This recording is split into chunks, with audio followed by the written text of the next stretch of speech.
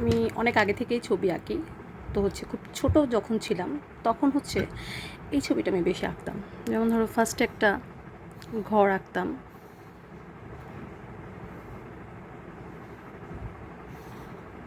দরজা দিতাম, দুটা জানালা দিতাম। তারপর কি করতাম, এখানে স্কাই দিতাম, এখানে হয়তো একটা সান আঁকতাম।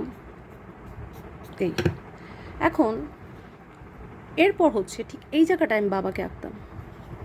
বাবার মাথায় বেশি না, 2-3টা চুল দিতাম এরকম। আর হচ্ছে এখানে চোখ দিতাম, শরীরটা ঠিক এভাবে আঁকতাম, হাত দিতাম, পাটা আঁকতাম ঠিক এইভাবে।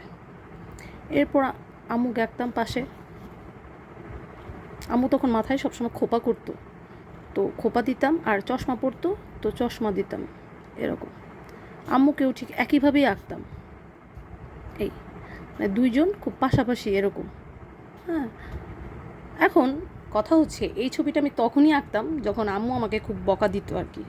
তো এখন এই ছবির মাধ্যমে আমি কিভাবে বুঝাবো যে আমার মন খারাপ? তো আমাকে কি করতাম, আমি অনেক দূরে আঁকতাম, ঠিক এই জায়গাটায় আঁকতাম, মানে ওদের থেকে অনেক দূরে। মানে ওরা দুজন হচ্ছে হ্যাপি ফ্যামিলি, আর আমি হচ্ছে অনেক দূরে। দুইটা জুটি দিতাম, মুখ দিতাম, ঠিক এইভাবে আঁকতাম।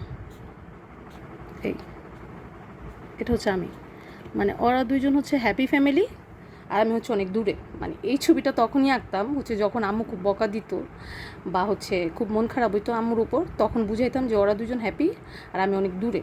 তো এই টাইপের, মানে মন খারাপ হলে এই টাইপের ছবি কে কে আঁকতা কমেন্ট করো।